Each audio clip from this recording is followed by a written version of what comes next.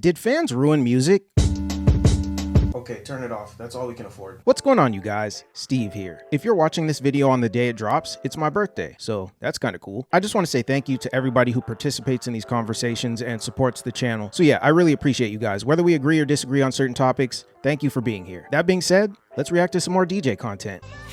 Nothing beats a Jet2 holiday. And right now, you can save £50 per person. I love how this person flopped over like they got shot. Like, what's up with that? You know what? I'm gonna keep it a buck. And I never said this before. Okay. I should have been left Hot 97. I stayed there way too long. I stayed there past my time. I got too comfortable. And furthermore, it's like you said, we need to own it. And whoever, even if you work for somebody, if those people you work for give a that's the problem. And care about the culture. No VC's gonna give a right. They're not culturally invested in hip hop or the culture, anything. 100%. Right. And a hedge fund running in is not gonna care. They just care about how we're gonna flip this and keep it moving. Right. It's a flip. That's all they're doing is a flip. I don't hate them. That's their goal. Either way, it is. That's their goal. Right. But guess what's gonna happen? This brand that you're pushing. Right.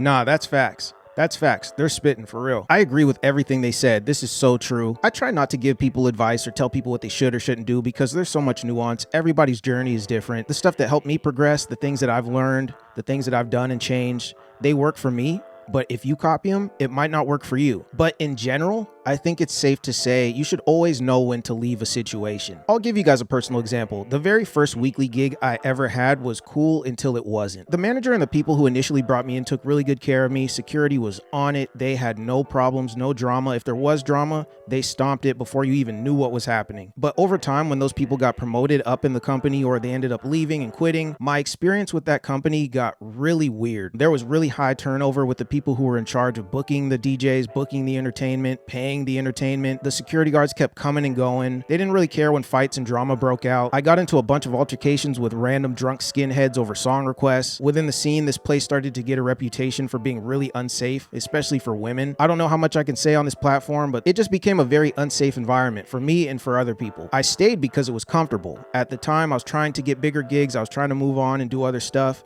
but those calls weren't really coming. I ended up staying, biting the bullet, putting up with a bunch of crap I shouldn't have just because it was a consistent check. Mind you, this was years ago. I've made peace with the situation. I would never put up with something like that now. But at the time, I was a youngster. I didn't know any better. I just wanted to get gigs and like have something secure because I worked so hard to get in there. Always know when to leave a situation if it's not serving you anymore. It's not worth compromising your safety or your integrity. A wise man once told me, "All I have in this world is my balls and my word, and I don't break them for no one." Most artists think they need better music. Wrong. You need attention. Yeah, when it comes to social media, this is 1000% true.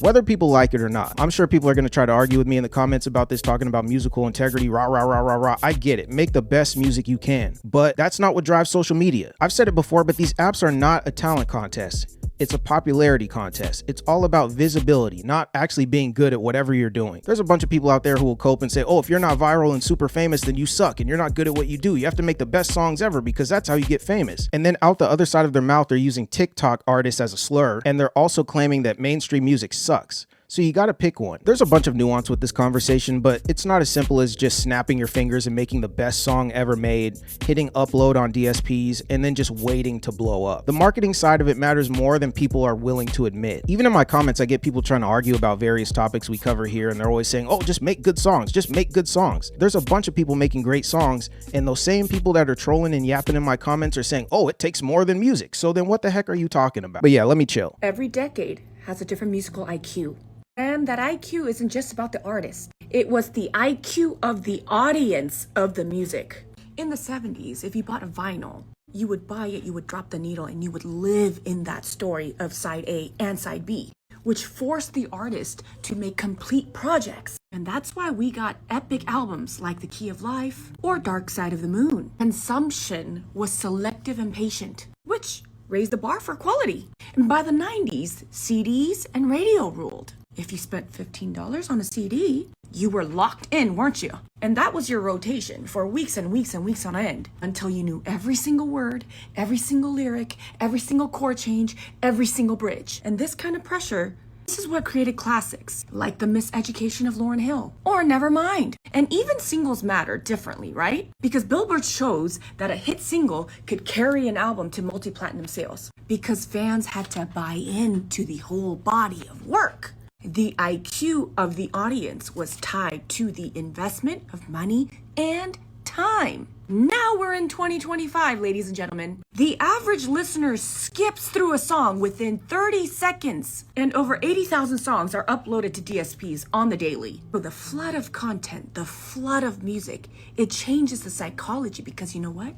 Music is now disposable. It's not exclusive. And artists now feel the pressure of not having a full body of work, but grabbing the attention of the people out there in the first 15 seconds of the song. And you know what this does? It shrinks the structure of the song as well. And according to Quartz, the average Billboard Hot 100 song is now nearly a full minute shorter than it was in 2000. That's a direct reflection of consumption shaping quality. So here's my insight. Musical IQ is not just talent. It's a relationship between listener patience and artist output. When people give music time, artists give it depth and heart. Now that people barely give it 20 seconds, most artists give you fast food songs, hence quick, easy, and forgettable. And we go back to music was art to be studied, not content to be swiped in 20 seconds.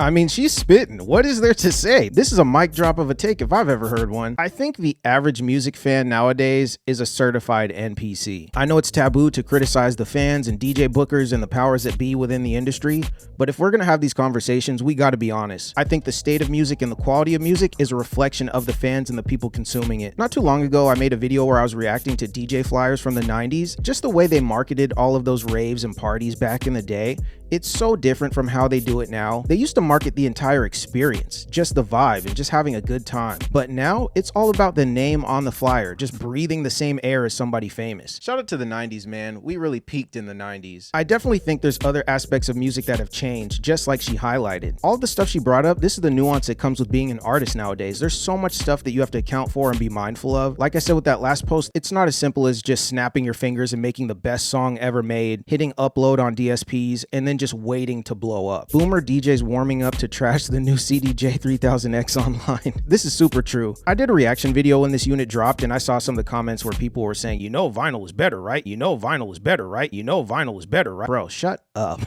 Actually, shut up. I'm a self-taught DJ. I taught myself on vinyl, but I'm not a snob about it like that. So I think it's really weird when people act that way. Don't ask for guest lists if you're gonna miss my set. This is facts. I've had people in my life that have reached out whenever they see that I'm opening for a famous DJ, and they always try to get on my guest list. Hey, let me skip the line. Let me get hooked up. Let me get this. Let me get that. All of a sudden they call me when they see that I'm promoting something big on my Instagram story. But when I'm making content, when I'm promoting my own music, when I'm promoting that I'm playing a gig at some local spot, it's crickets. They're giving me excuses. They don't show up. They just kind of silently watch my stories. They don't like my content. They don't participate in anything. But when they see I'm getting a big look, all of a sudden they have my phone number. All of a sudden they're so proud of me. All of a sudden they know how to get a hold of me. And to pour salt in the wound, they don't even get there for my set. They show up like 5 minutes before the headliner goes on. For all of my fellow DJs out there, don't let people take advantage of you. My guest list is exclusive to day ones. If we haven't talked in the last 6 months, if I showed up on the holidays and it's weird, if I have to knock before I walk into your parents' house. Do I have to say it? Just give his ass to X. I don't know. I can't make an album right now. I can't make an album right now. I'm not allowed to. Yeah, I don't like the sound of that. Yeah, what's the reality? Because the Great Impersonator didn't perform that the way they thought it was going to. Right. Everyone wants manic numbers from me. I can't do that every single time. It should be good enough that I do it once in a while. It should be good enough. But it's not. It's not. And what would be considered a success for most artists, a success story, 100,000 albums first week in an era where we don't sell physical music, but it's a failure. If my record comes out and sells 100,000 copies first week with no radio play, no real support, and the comparison is, well, why isn't she doing Taylor Swift numbers? Are you kidding me? So I'm sorry to hear this, but I'm also glad this topic is coming up because I've always wanted to speak on this. Oftentimes I speak about this whole social media engagement arms race from the perspective of working class musicians who are trying to get on. This whole rat race to get numbers and engagement and views and all this stuff, it doesn't just impact artists who are trying to make it. It also impacts those artists who have made it. For major label artists, there's this expectation that they always outperform their last project. Every post you get has to have more likes than the last one. It's got to have more views than the last one. More numbers, more followers, more followers. It's this constant rat race to just get more famous. But the thing about it is, as a musician, over time, your numbers are going to dwindle. It doesn't matter who you are or what type of music you make, there's going to be all of these variables that impact your numbers. Your fan base is going to get older, there's going to be new sounds and new artists coming up, or maybe the economy might crash and people can't afford to support you. It's pretty unrealistic, in my opinion, for these corporations and all of these companies to expect you to just constantly catch lightning in a bottle over and over and over and over again. You can get shelved at a label and they stop funding you, and you have to just sit on your hands and you cannot create if you're not getting big numbers.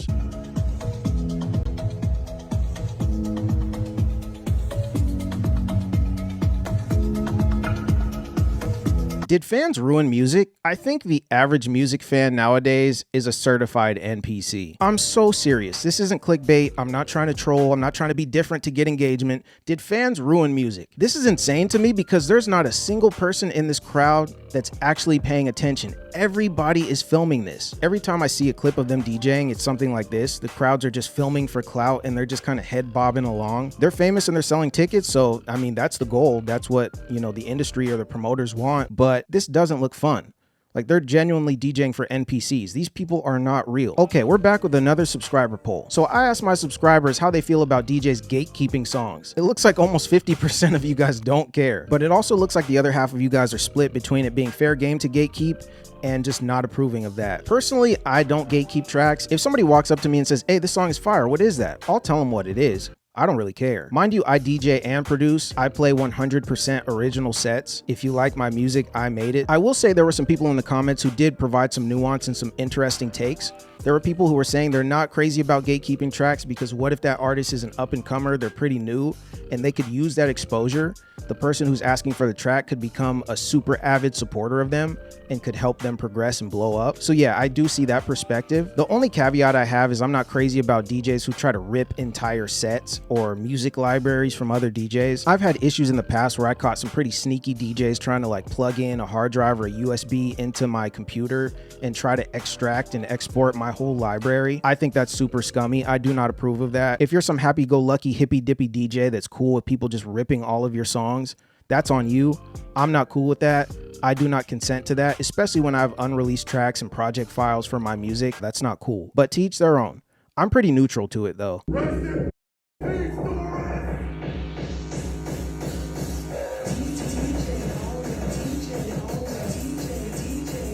Oh my God. Oh no. Doris didn't deserve this. Can you imagine dying and your nephew is doing this at your funeral? Oh man, that's so ghetto. I guess that's all I got for this one. You guys let me know what you think in the comments. As always, I appreciate you guys. I'll catch you in the next one.